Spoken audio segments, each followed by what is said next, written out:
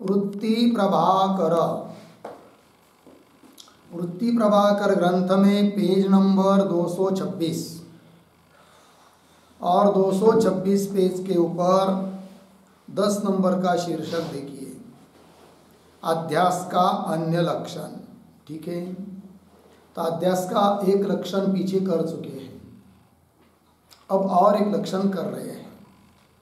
पीछे क्या लक्षण किया था अध्यास का? अधिष्ठान से विषम सत्ता वाला आभास, उसको अध्यास कहते हैं। अब क्या कर रहे हैं देखिए पंक्ति, और अध्यास का अन्य लक्षण यह है क्या? अपने अभाव के अधिकरण में आभास को अध्यास कहे, बराबर। अपने अभाव के अधिकरण में आभास प्रतीति, उसको कहते हैं अध्यास। जैसे उदाहरण, रज्जु के ऊपर सर्प का क्या है? अध्यास। तो अपने अभाव के अधिकरण में, अपने सर्प का अभाव, उसका अधिकरण रज्जु, क्योंकि वहाँ तो वस्तु सर्प है नहीं है, तो सर्प का क्या है वहाँ पर? अभाव है। तो भी उस रज्जु में, जो कि सर्प का अधिकरण नहीं है वस्तुतः, सर्प अभाव का अधिकरण, ऐसे रज्जु में सर्प का आभास, सर्प की प्रतीति, इसको कहते हैं क्या? अध्यास। जगत का अभाव है ब्रह्म में, तो भी उस ब्रह्म में जगत की प्रतीति, इसको कहते हैं क्या? अध्यास। स्वप्न पदार्थ का अभाव है साक्षी में, तो भी साक्षी में स्वप्न पदार्थों की प्रतीति होती है, तो क्या है वो? अध्यास। रजत का अभाव है सुक्ति में, तो भी सुक्ति में रजत की प्रतीति होती है, अतः रजत का क्या है? अध्यास। तो वही लक्षण किया, अपने अभाव के अधिकरण में आभास को अध्यास कहे है। लग गया? स्वभावाधिकरणे अवभास, अपने अभाव के अधिकरण में अवभास, आभास, प्रतीति, इसको कहते हैं अध्यास। घटा रहे लक्षण को, सुक्ति में रजत का पारमार्थिक और व्यवहारिक अभाव है। सुक्ति में रजत है क्या? नहीं है। तो रजत का क्या है? पारमार्थिक अभाव चाहे व्यवहारिक अभाव, और व्यवहारिक अभाव है, और रजत अनिर्वचनीय है। और रजत कैसा है? अनिर्वचनीय, सत असत से लक्षण है। याद है, रजत अभाव का अधिकरण जो शुक्ति, रजत अभाव का अधिकरण कौन हुई? उस शुक्ति में रजत की प्रतीति, यही है क्या? आभास, अध्यास। याते रजत अभाव का अधिकरण जो शुक्ति, ता में रजत के प्रतीति और ता का विषय होने ते रजत आभास है। रजत की प्रतीति और रजत प्रतीति का विषय रजत, दोनों भी क्या है? अध्यास। प्रतीति और प्रतीति का विषय, प्रतीति मतलब ज्ञान, ये रजत है, इस प्रकार का ज्ञान, और उस ज्ञान का विषय भूत जो रजत, दोनों भी क्या है? अध्यास, दोनों का अध्यास है। रजत की प्रतीति और ता का विषय होने ते रजत आभास है, या ते अध्यास है। इस रीति से कल्पित के अधिकरण में कल्पित का अभाव होने ते सारे अध्यास में यह लक्षण संभव है। लक्षण आ गया ना? कल्पित के अधिकरण में, कल्पित वस्तु का जो अधिकरण, उसमें कल्पित का क्या होता है? अभाव होता है। रजत की कल्पना है, वस्तुतः रजत का अभाव है, तो भी वहां पर रजत की प्रतीति हो रही है, इसका मतलब रजत का क्या है? अध्यास। कल्पित का अभाव होने ते सारे सभी जगह अध्यास में यह लक्षण संभव है। हो गया? चलिए, ये हो गया भाई 10 नंबर का शीर्षक। अब 11, एक अधिकरण में भावाभाव के विरोध का शंका और समाधान, बराबर। एक ही अधिकरण में, अभी ऊपर क्या कहा? स्वभाव के अधिकरण में, रजत अभाव के अधिकरण में रजत का आभास, रजत का आभास भी मान रहे हो, मतलब रजत की प्रतीति भी मान रहे हो, और वहां पर रजत का अभाव भी मान रहे हो। किंतु एक ही अधिकरण में भाव और अभाव दोनों कैसा रह सकेंगे? ये क्या होती है? शंका। जहां पर घट रखा है वहां पर घट का अभाव कह सकते हैं क्या? नहीं ना। यदि घट का अभाव रहेगा तो घट रहेगा क्या? नहीं। कोई कहेगा कि भूतल पर घट भी है, घट का अभाव भी है, तो उसका कहना ठीक है क्या? नहीं है ना। उसी प्रकार शुक्ति पर रजत का आभास, रजत की प्रतीति भी हो रही है, और रजत का अभाव भी बोल रहे हो, तो दोनों एक जगह कैसा रह सकेंगे? इस प्रकार की क्या कर रहे शंका। एक अधिकरण में भावाभाव के विरोध का शंका समाधान। पंक्ति देखिए, यद्यपि एक अधिकरण में भावाभाव का विरोध होवे है, बराबर, ये बात सही है। एक ही अधिकरण में दो नहीं रह सकते, भाव और अभाव दोनों का क्या होता है? विरोध। यद्यपि, ये जो यद्यपि शब्द है ना, वहां नहीं चाहिए, कहाँ चाहिए?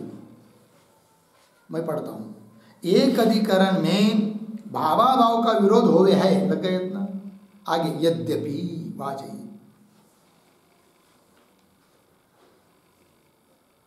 देखिए भाई, यद्यपि संयोग और ताका अभाव भी एक अधिकरण में मूलाधिक देश के भेद से रहा है। ये बात यद्यपि सही है। क्या? संयोग और संयोग का अभाव एक ही अधिकरण में है। वृक्ष है, शाखावच्छेदेन कपि है, मूलावच्छेदेन कपि का अभाव है, किंतु दोनों का अधिकरण एक है, वृक्ष। उसी वृक्ष पर कपि का संयोग भी है और कपि संयोग का अभाव भी है मूल को लेकर। तो कैसा कहते हो आप एक अधिकरण में भाव अभाव नहीं रहते? उदाहरण तो मिल गया, भाव अभाव एक अधिकरण में रह रहे हैं, बात मिली ना। पंक्ति देखिए, यद्यपि संयोग और ताका अभाव भी एक अधिकरण में मूलाधिक देश के भेद से, समझ में आया? मूलाधिक देश के भेद से रहे हैं। आगे एक देश में मिला ना, एक के पहले लिखे तथापि,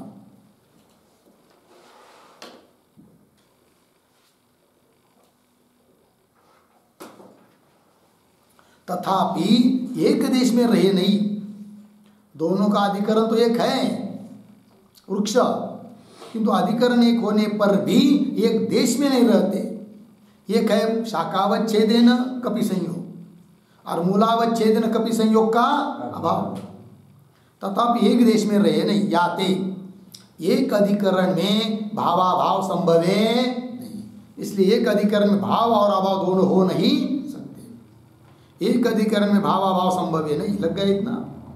तथापि पदार्थन का विरोध अनुभव के अनुसार कही है। ऐसी बात है तो भी किसका किसके साथ विरोध है, यह अनुभव के अनुसार ही देख समझना पड़ता है। लग गया? वही कैसे घटा रहे। तथापि पदार्थन का विरोध अनुभव के अनुसार कही है। काहेते, काहेते शब्द के बीच में, काहेते मतलब कैसे स्पष्ट कर रहे। काहेते केवल भावाभाव का विरोध नहीं है, केवल भाव और अभाव का ही विरोध होता है, ऐसी बात नहीं। बहुत बार ऐसी बात भी होती है कि दोनों पदार्थ भाव है किंतु परस्पर दोनों का विरोध है, बराबर।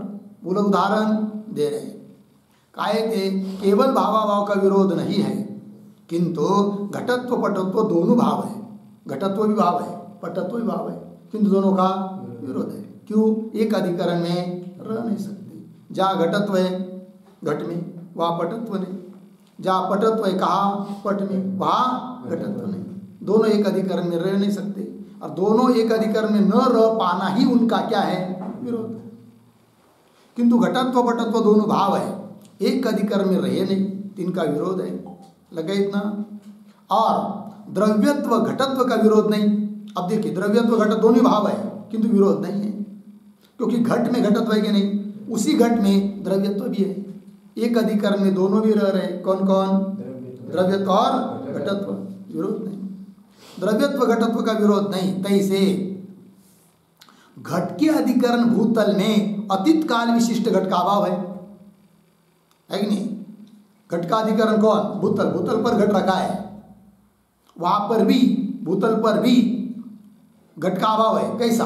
अतीत काल विशिष्ट घट का अभाव है। घट का विशेषण दिया अतीत काल, भूतकाल। भूतकाल से विशिष्ट घट है क्या वहां पर? नहीं, उसका क्या है? अभाव है। अभी भले घट हो तो विरोध है क्या? नहीं, एक जगह रह रहे, बराबर। घट के अधिकरण भूतल में अतीत काल विशिष्ट घट का अभाव है, या तो शुद्ध घटाभाव ते घट का विरोध है। घट का घटाभाव के साथ विरोध है, किंतु घटाभाव कैसा चाहिए? शुद्ध। शुद्ध मतलब विशेषण रहित। अतीत काल विशिष्ट ये विशेषण जोड़ दिया तो घट का और घट के अभाव का भी विरोध नहीं है, बराबर है कि नहीं? किंतु विशेषण जोड़ दिया तो विरोध नहीं, और विशेषण हटा दिया, शुद्ध घटाभाव लिया तो घट का और घटाभाव का क्या है? विरोध है। या तो शुद्ध घटाभाव ते घट का विरोध है, विशिष्ट घटाभाव ते घट का विरोध नहीं। लग गया ना? तात्पर्य क्या? किसका किसके साथ विरोध है, यह बात अनुभव के अनुसार ही जाननी पड़ती है। तैसे संयोग संबंध ते घट वाले भूतल में समवाय संबंध अवच्छिन्न क्या है आगे? पटाभाव निवाच, ये घटाभाव, क्योंकि पीछे घटाभाव है ना।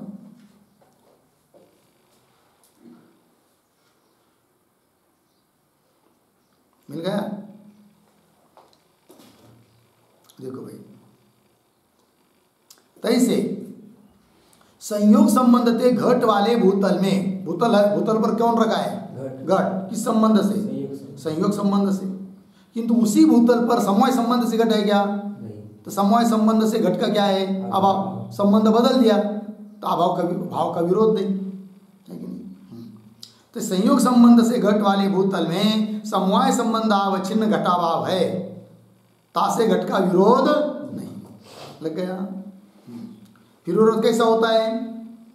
एक ही घट का उसके अभाव के साथ उसी संबंध से उसी अधिकरण में क्या होता है? विरोध। अधिकरण एक हो, संबंध एक हो, प्रतियोगितावच्छिन्न धर्म भी एक हो, प्रतियोगी एक हो, तब उनका क्या होता है? विरोध। आगे, तैसे समान सत्ता वाले प्रतियोगी अभाव एक अधिकरण में रहे नहीं, बराबर? दोनों की सत्ता समान है, प्रतियोगी और अभाव की, तो भी एक जगह नहीं रह सकते। जैसे भूतल पर घट है कि नहीं? तो घट क्या है? व्यवहारिक सत्ता है। घट का अभाव भी व्यवहारिक सत्ता है, तो दोनों की सत्ता एक हो गई, अतः एक अधिकरण में नहीं रह सकते। सत्ता बदल गई, एक अधिकरण में रह सकते हैं। बात समझ में आई? वही देखिए, तो इसे समान सत्ता वाले प्रतियोगी अभाव एक अधिकरण में रहे नहीं। विषम सत्ता वाले प्रतियोगी का अभाव से विरोध नहीं, बराबर? दोनों की सत्ता कैसी है? विषम, भिन्न भिन्न है, तो प्रतियोगी और प्रतियोगी का अभाव एक अधिकरण में रह सकते हैं। विषम सत्ता वाले प्रतियोगी का अभाव से विरोध नहीं, बराबर? कल्पित के अभाव की पारमार्थिक सत्ता है अथवा व्यवहारिक सत्ता है। जैसे शुक्ति पर रजत नहीं है, रजत कल्पित है, तो रजत का क्या है वहां पर? अभाव। कैसा अभाव है वो? अभाव, रजत का अभाव, उसकी सत्ता पारमार्थिक सत्ता अथवा व्यवहारिक सत्ता, और रजत की सत्ता प्रातिभाषिक सत्ता है, तो सत्ता बदल गई, अतः भाव अभाव एक जगह रह सकते हैं।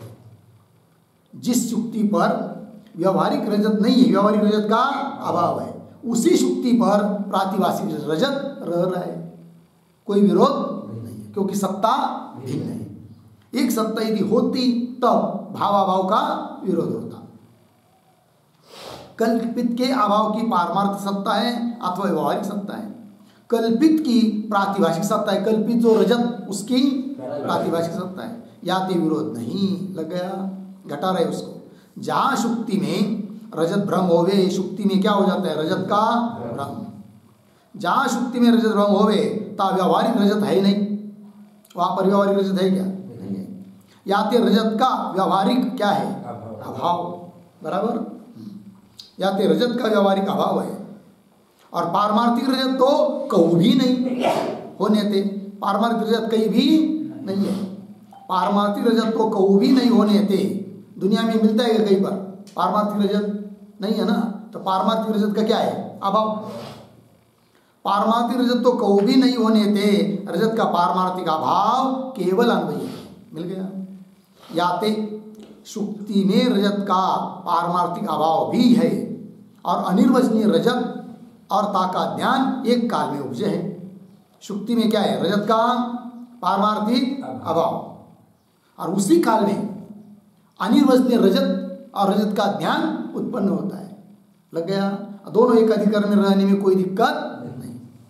अनिर्वचनीय रजतावता का ज्ञान एक काल में उपजे है, और एक काल में दोनों का नाश हो गए। जब शुक्ति का ज्ञान हो जाता है तब दोनों का क्या हो जाता है? नाश। या ते रजत प्रातिभाषिक है, इसका मतलब रजत क्या हुआ? प्रातिभाषिक है। प्रातिभाषिक किसको कहते भाई? तब करे प्रतीति काल में जाकी सत्ता होवे, प्रतीति शून्य काल में होवे नहीं, ताकू प्रातिभाषिक कहे हैं। जिस समय प्रतीति हो रही है, ज्ञान हो रहा है, उसी काल में जिसकी सत्ता हो, ज्ञान नहीं, सत्ता नहीं, तब उसको उसकी सत्ता कौन सी कई सत्ता होती है? प्रातिभाषिक है कि नहीं? रजत का ज्ञान है, इदम रजतम, तब तक ही वो है ज्ञान, शुक्ति का ज्ञान हुआ, रजत ज्ञान चला गया तो रजत भी नहीं रहा। अतः रजत की सत्ता कौन सी सत्ता है? प्रातिभाषिक सत्ता है। बराबर। क्यों? दूसरा लक्षण करना हो तो ब्रह्म ज्ञान के बिना भी जिनका बाद हो जाता है उसकी सत्ता प्रातिभाषिक सत्ता।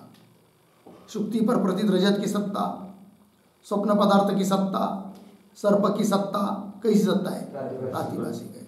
और ब्रह्म ज्ञान से ही जिनका बाद होता है, ब्रह्म ज्ञान के बिना बाद नहीं होता, उनकी सत्ता व्यावहारिक सत्ता, ये भी कह सकते हैं। प्रतीति काल में जाकी सत्ता होवे, प्रतीति शून्य काल में होवे नहीं, ताकू प्रातिभाषिक कहे है। इस रीति से ब्रह्म ज्ञान और ताके विषय अनिर्वचनीय उपजे है। ब्रह्म ज्ञान, रजत ज्ञान और रजत ज्ञान का विषय रजत, दोनों भी क्या होते हैं? अनिर्वचनीय उत्पन्न होते हैं, है कि नहीं? अतः भ्रम है वो। इस रीति से ब्रह्म ज्ञान और ताके विषय अनिर्वचनीय उपजे है। सत असत से विलक्षण को अनिर्वचनीय कहे। अनिर्वचनीय मतलब सत असत से विलक्षण को अनिर्वचनीय कहे। और ताका अभाव व्यवहारिक है। याते ताका अभाव, रजत का अभाव क्या है? व्यवहारिक। ताका अभाव व्यवहारिक है, याते प्रतियोगी अभाव का परस्पर विरोध नहीं है ना? नहीं। व्यवहारिक अभाव का व्यवहारिक प्रतियोगी से विरोध है, व्यवहारिक अभाव का व्यवहारिक प्रतियोगी के साथ विरोध है। बराबर। अभाव व्यवहारिक हो और वस्तु प्रातिभाषिक हो तो दोनों का कोई विरोध नहीं है। ये बात हो गई। इसलिए लक्षण घट गया। भ्रम का लक्षण क्या लक्षण है? अपने अभाव के अधिकरण में अवभास को अध्यास कहे लगे। उस वस्तु के अभाव के अधिकरण में उस वस्तु का भान, उसको कहते हैं क्या? अध्यास, है कि नहीं? उस वस्तु के अभाव के अधिकरण में, जैसे सर्प वस्तु का जो अभाव, उस अभाव का अधिकरण हुआ रज्जु, उस रज्जु में ही सर्प का भान, है कि नहीं? सर्प का ज्ञान और उस सर्प ज्ञान का विषय दोनों भी क्या है? अध्यास है, अर्थात भ्रम। लगा इतना? आगे चलिए। अब शीर्षक नंबर 12, अध्यास के प्रसंग में चारी शंका। अब इस अध्यास के बारे में शंका कर रहे ग्रंथकार, है कि नहीं? कितनी शंका है? 4। पूर्व पक्ष शंका करता है। या प्रसंग में चारी शंका होवे है। कौन कौन?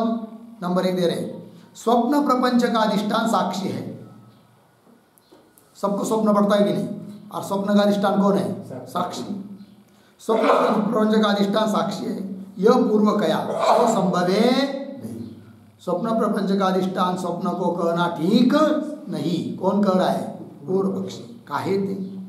जिस अधिकरण में जो आरोपित होवे तिस अधिष्ठान से संबद्ध प्रतीत होवे है, ये नियम है। घटाइए।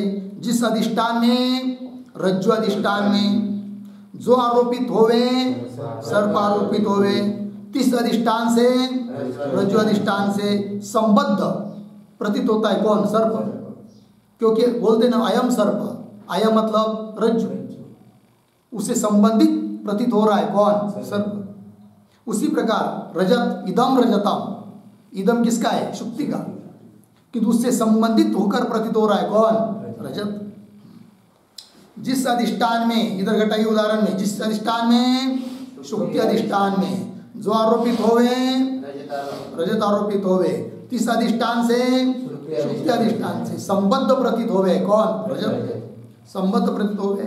जैसे शुक्ति में आरोपित रजत है, सो मतलब वह रजत, इदम रजतम, इस रीति से शुक्ति की दंता से संबद्ध प्रतीत होवे है। इदंता किसकी है? इदम मतलब है, शुक्ति की है। और उसे संबंधित प्रतीत हो रहा है कौन? रजत। इस रीति से शुक्ति की दंता से संबद्ध प्रतीत हो गया है। लग गया? आत्मा में कर्तृत्वादिक आरोपित है। वस्तुतः आत्मा न तो करता है न तो भोगता है, तो भी जीव कहता है मैं करता हूँ मैं भोगता हूँ, अर्थात कर्तृत्व धर्म आत्मा में क्या है? आरोपित है। अतः उस आत्मा से संबंधित प्रतीत हो रहा है कर्तृत्व। मैं करता हूँ, मैं मतलब आत्मा, और कर्ता अध्यस्त है, कर्तृत्व अध्यस्त है, संबंधित प्रतीत हुआ कि नहीं? आत्मा में कर्तृत्वादिक आरोपित है, सो अहम कर्ता इस रीति से संबद्ध प्रतीत हो गए हैं। लग गया? तैसे स्वप्न में, स्वप्नाध्यस्त है ना, अधिष्ठान कौन है? साक्षी। तब स्वप्न की प्रतीति कैसी होनी चाहिए? वो कह रहे स्वप्न के गजाधिक बराबर, स्वप्न के गजाधिक हत्ती वगैरह स्वप्न के पदार्थ साक्षी में आरोपित होवे तो अहम गज मई गज इस रीति से साक्षी से संबद्ध गजाधिक प्रतीत हुए, साक्षी के साथ संबद्ध संबंध से युक्त प्रतीत होने चाहिए। कौन? गजाधिक। किस रूप से? अहम गज, अहम मतलब साक्षी और गज, क्योंकि नियम क्या किया? जो जिसमें अध्यस्त होता है उससे संबंधित प्रतीत होता है। 2-3 उदाहरण दिए। स्वप्न पदार्थ का अधिष्ठान यदि साक्षी है तो साक्षी से संबंधित ही स्वप्न पदार्थ प्रतीत होने चाहिए। तब स्वप्न पदार्थों की प्रतीति अहम गज मई गज इस रूप से होनी चाहिए। होती है क्या? नहीं। अहम गज मई गज इस रीति से साक्षी से संबद्ध गजाधिक प्रतीत हुए चाहिए। लगा पंक्ति? आगे चलिए। पहली शंका हुई। अब शंका नंबर 2। दूसरी शंका यह है क्या? शुक्ति में रजता भाव व्यावहारिक है और पारमार्थिक है, यह पूर्वकया सो संभव है नहीं। पीछे अभी क्या कहा था? शुक्ति में रजत का अभाव कैसा है? व्यावहारिक अथवा पारमार्थिक। रजत का अभाव कैसा है? पारमार्थिक। किंतु ये कहना ठीक नहीं, क्योंकि 2 पारमार्थिक हो जाएंगे। फिर एक तो ब्रह्म पारमार्थिक है और रजत का अभाव वो भी पारमार्थिक हुआ, 2 पारमार्थिक हुए तो द्वैतापत्ति आएगी। अतः रजत का पारमार्थिक अभाव ये कहना ठीक नहीं। ये शंका पंक्ति देखिए। और दूसरी शंका यह है शुक्ति में रजताभाव व्यावहारिक है और पारमार्थिक है, यह पूर्वकया सो संभव ने काहे थे। अद्वैतवाद में एक चेतन ही पारमार्थिक है। अद्वैतवाद में वेदांत मत में पारमार्थिक केवल एक ही एक है। कौन? चेतन ब्रह्म। अद्वैतवाद में एक चेतन ही पारमार्थिक है। तासे भिन्न को पारमार्थिक माने तो लगे ना, ब्रह्म से भिन्न किसी चीज को और पारमार्थिक कहेंगे तो, तासे भिन्न को पारमार्थिक माने तो अद्वैतवाद की हानि होगी। तो अद्वैतवाद की क्या होगी? हानि, क्योंकि 2 पारमार्थिक हुए ना, तो अद्वैत का रहा, फिर द्वैत हो गया, तो अद्वैत की हानि, नाश। लग गया?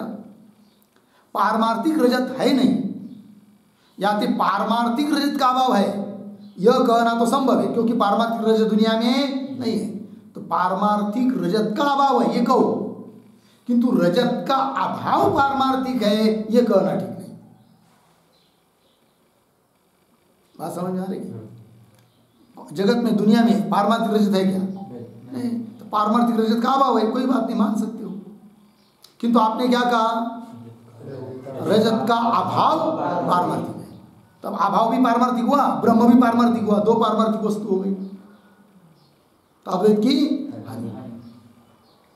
या तो पारमार्थिक रजत का अभाव है यह कहना तो संभव है, और पारमार्थिक अभाव है यह कहना संभव है नहीं, है नहीं।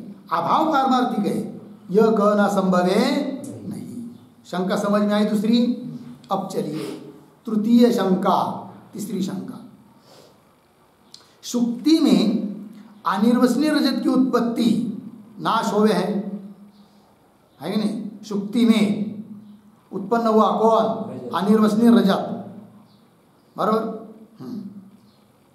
और अनिर्वचनीय रजत उत्पन्न होता है और शुक्ति के ज्ञान से नष्ट होता है, यह आपका सिद्धांत है, बराबर। पंक्ति देखिए, शुक्ति में अनिर्वचनीय रजत की उत्पत्ति नाश होवे यह पूर्वकया सो संभवे नहीं, है कि नहीं? काहे थे? क्यों? कारण क्या? तो कह रहे जो मतलब यदि रजत की उत्पत्ति नाश होवे तो सुक्ति में रजत की उत्पत्ति होती है ऐसा मानेंगे, और सुक्ति में रजत का नाश होता है ऐसा मानेंगे, तो रजत की उत्पत्ति के नाश और रजत की उत्पत्ति और नाश उनकी प्रतीति होनी चाहिए। जैसे घट उत्पन्न होता है कि नहीं, तो घट उत्पन्न हो रहा है, दिखाई दे रहा है। घट नष्ट हो गया, मुद्गर मार दिया, दिखाई देता है। उस प्रकार रजत की उत्पत्ति की भी प्रतीति होनी चाहिए और रजत के नाश की भी प्रतीति होनी चाहिए। होती है क्या? नहीं होती है। और नहीं होती है तो क्यों आप मानते हो कि अनिर्वचनीय पदार्थ उत्पन्न होता है और नष्ट होता है? ये शंका। देखिए, जो रजत की उत्पत्ति नाश होवे तो घट की उत्पत्ति नाश की नहीं, जैसे घट की उत्पत्ति और नाश प्रतीत होते हैं, दिखाई देते हैं, उस प्रकार रजत की उत्पत्ति नाश प्रतीत हुए चाहिए। जैसे घट की उत्पत्ति होवे तब घट उपजे है, घट की उत्पत्ति होती है तब क्या? घट उपजे है। इस रीति से घट की उत्पत्ति प्रतीत होवे, और घट का नाश होवे तब घट का नाश हुआ। इस रीति से घट का नाश प्रतीत होवे है। तैसे सुक्ति में रजत की उत्पत्ति होवे तब रजत की उत्पत्ति हुई। इस रीति से उत्पत्ति प्रतीति हुई चाहिए कि रजत उत्पन्न हुआ, हो रहा है, ऐसा प्रतीत होना चाहिए। और सुक्ति का ज्ञान होने के बाद रजत नष्ट हुआ, ऐसी प्रतीति होनी चाहिए। होती है क्या? नहीं। तो रजत की उत्पत्ति हुई, इस रीति से उत्पत्ति की प्रतीति हुई चाहिए। और रजत का ज्ञान से मिला ना, तो उसके पहले की सुक्ति के ज्ञान से।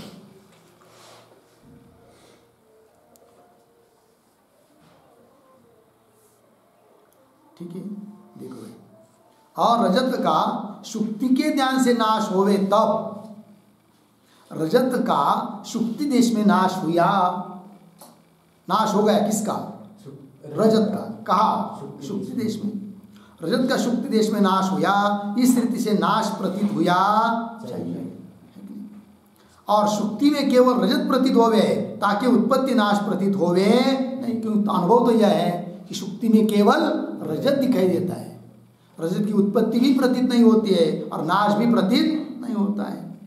सुक्ति में केवल रजत प्रतीत होवे ताकि उत्पत्ति नाश प्रतीत होवे नहीं, याते इसलिए शास्त्रांतर की रीति से अन्यथा ख्याति आदि ही समीचीन है। इसलिए शंका करने वाला कहता है कि अन्य शास्त्रकारों ने जिस प्रकार अन्यथा ख्याति आदि मानी है वैसी ही माननी चाहिए, अनिर्वचनीय ख्याति नहीं माननी चाहिए। क्योंकि अनिर्वचनीय ख्याति में आप लोग अध्यस्त पदार्थ की उत्पत्ति नाश मानते हो, किंतु उत्पत्ति नाश की प्रतीति तो होती नहीं है। याते शास्त्रांतर की रीति से अन्यथा ख्याति आदि का ही समीचीन है, अनिर्वचनीय ख्याति संभवे नहीं। लग गया जी? कितनी शंका हुई? 3। अब चौथी चतुर्थ शंका यह है, सत असत से विलक्षण अनिर्वचनीय रस्ताधिक उपजय है, यह पूर्वकया सो सर्वथा असंगत है। पूर्व पक्षी बोल रहा है सिद्धांति को कि आपने क्या कहा? रजत वगैरह पदार्थ सत असत से विलक्षण अनिर्वचनीय है, मतलब सत भी नहीं है, असत भी नहीं है। सत नहीं है किंतु असत भी नहीं है, असत नहीं है किंतु सत भी नहीं है। फिर क्या कहा आपने? सत असत से विलक्षण। सत असत से विलक्षण अनिर्वचनीय रसदाधिक उपजय है, यह पूर्वकया सो सर्वथा असंगत है। कैसे? सत से विलक्षण असत हो, सत से भिन्न वो कैसा होगा? असत होगा। आप तो कहते सत से विलक्षण है किंतु असत नहीं, और पुनः क्या कहते हो? असत से विलक्षण। तो असत से विलक्षण कहोगे तो सत होना चाहिए, किंतु कहते क्या हो? असत से विलक्षण है किंतु सत नहीं। तो ये कैसी बात हो गई? ये शंका। सत से विलक्षण असत होवे है और असत से विलक्षण सत होवे। सत से विलक्षणता है और असत नहीं, यह कथन विरुद्ध है। तैसे असत से विलक्षण है और सत नहीं, यह कथन भी विरुद्ध है। लग गया? ये 4 ही शंका है। समझ में आई भाई? 4 शंका। अब इन 4 शंका का उत्तर देना है। ठीक है?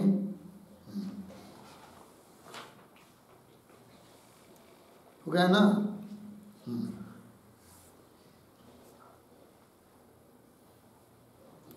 तो शीर्षक नंबर 13, उक्त 4 शंका के समाधान।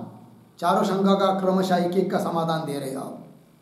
तिनके क्रम ते ये समाधान है। पहली शंका क्या थी?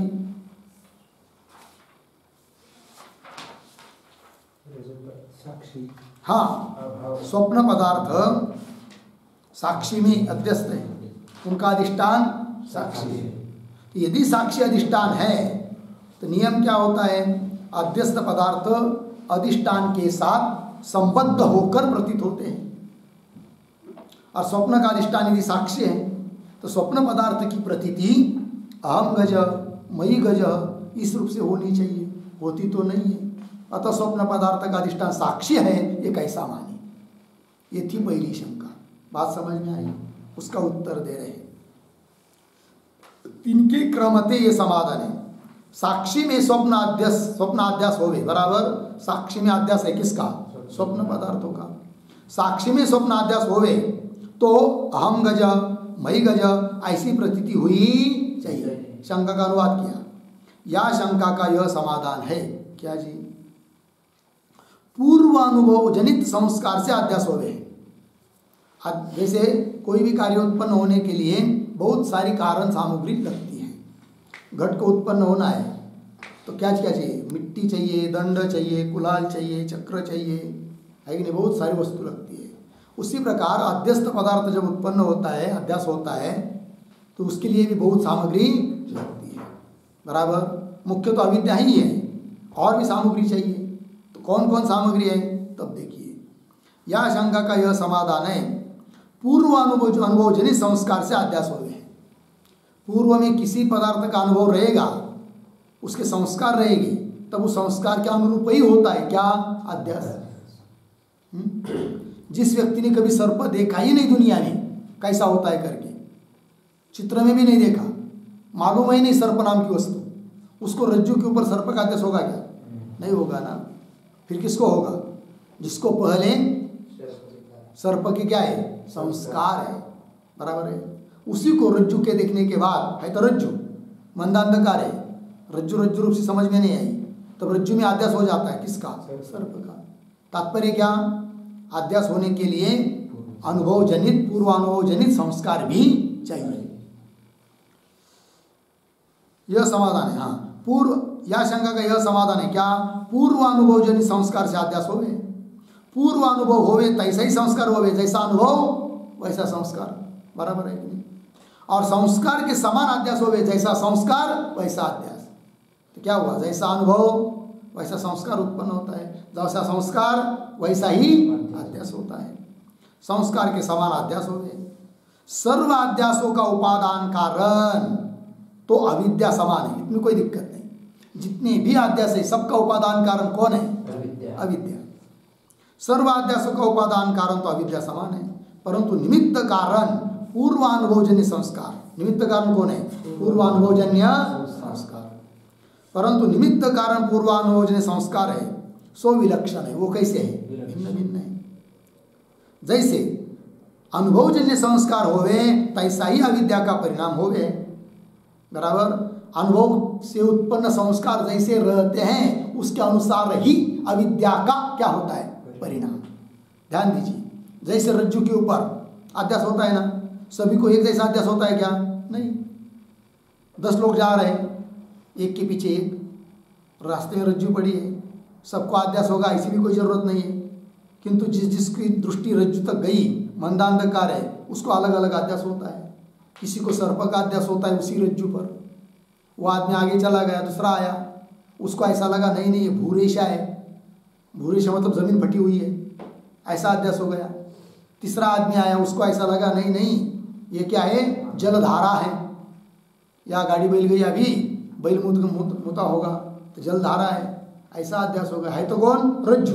अलग अलग अध्यास हो रहा है। चौथा आया, उसको ऐसा लगा एक लकड़ी पड़ी हुई, डंडा वाकड़ा टेढ़ा मेढ़ा, ऐसा अध्यास हुआ, है कि नहीं? तो हर एक व्यक्ति को अलग अलग अध्यास हो रहा है ना। तो सभी के अध्यास के लिए उपादान कारण तो अविद्या है, किंतु ऐसा अलग अलग अध्यास क्यों हो रहा है? तो जैसा जिसका संस्कार है उस संस्कार के अनुसार उसको क्या होता है? अध्यास। उस प्रकार के अनुसार, संस्कार के अनुसार अविद्या का परिणाम अध्यास होता है।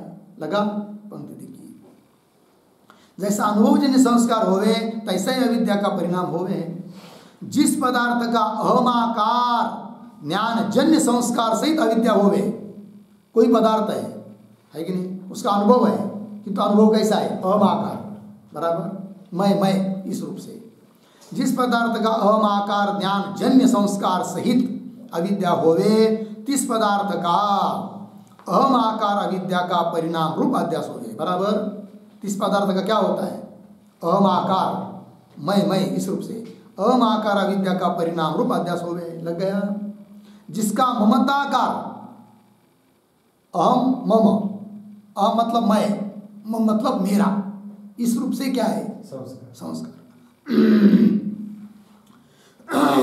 जिसका मतलब जिस पदार्थ का, जैसे मेरा पुस्तक है, मेरा घट है, मेरा घर है कि नहीं, इस प्रकार जिसका ममताकार अनुभवजन्य संस्कार से अविद्या होवे, तिस पदार्थ का ममताकार अविद्या का परिणाम रूप अध्यास होवे, है कि नहीं।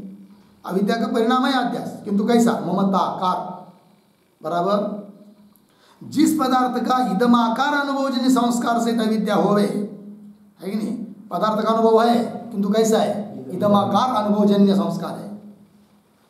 ऐसे व्यक्ति को जब अध्यास होता है कि नहीं, अविद्या का परिणाम रूप अध्यास होता है, तो उसको अध्यास कैसा होगा, फिर इदमाकार ही होगा।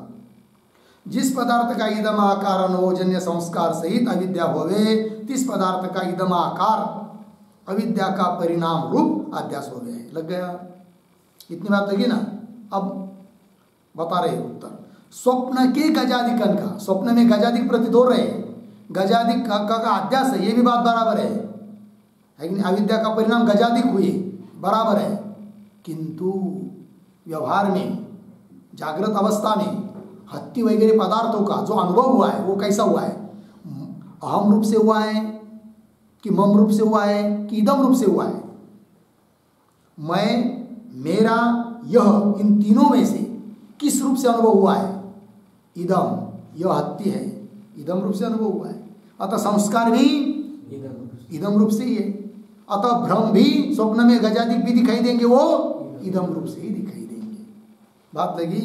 हाँ, स्वप्न के गजादिकन का पूर्वानुभव इदम आकार ही हुआ है, अहम आकारादिक अनुभव हुआ नहीं। या ते अनुभवजन्य संस्कार भी गजादि गोचर हत्यादि को विषय करने वाले इदम आकार ही हो गए। या ते अयम गज ऐसी प्रतीति हो गई, इसलिए अयम गज यह हत्ती है ऐसी प्रतीति होती है। यदि मैं हत्ती हूँ ऐसी प्रतीति, ऐसा संस्कार रहता तब तो उसी प्रकार का अध्यास होता, किंतु संस्कार वैसा नहीं है। संस्कार तो अयम रूप से, अतः भ्रम भी अयम रूप से होता है। या तो अयम गज ऐसी प्रतीति होवे, मई गज, अहम गज ऐसी प्रतीति होवे नहीं। लग गया। संस्कार अनुमेय है। तो बोलेंगे भाई संस्कार कैसा जाने, किस रूप वाला है करके, तब उत्तर दे रहे संस्कार कैसा होता है, अनुमेय, अनुमिति का विषय। कार्य को देखकर कारण की कल्पना, कार्य मय के रूप में प्रतीत हो रहा है तो संस्कार मय के रूप में, कार्य अयम के रूप में प्रतीत हो रहा है तो संस्कार भी अयम के रूप में। संस्कार अनुमेय है। लग गया। कार्य के अनुकूल संस्कार की अनुमिति हो गई, बराबर।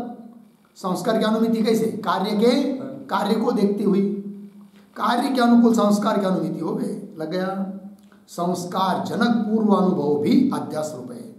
संस्कार को उत्पन्न करने वाला पूर्वानुभव भी कैसा है, अध्यास रूप ही है, क्योंकि ब्रह्म से भिन्न यावत क्या है, अध्यास ही है।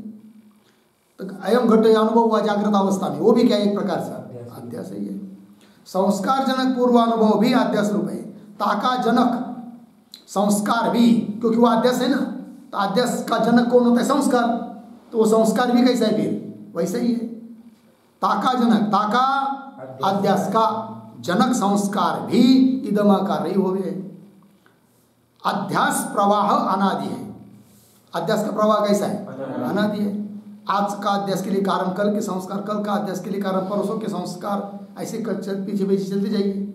आज जो हम लोगों को ये दिखाई दे रहा है अध्यास ही है, ये संस्कार कल के अध्यास के लिए कारण होंगे, वो आगे के अध्यास के लिए कारण होंगे। इस प्रकार अध्यास प्रवाह अनादि है। या तो प्रथम अनुभव के इदम आकारता में कोई हेतु नहीं, यह शंका संभवे नहीं।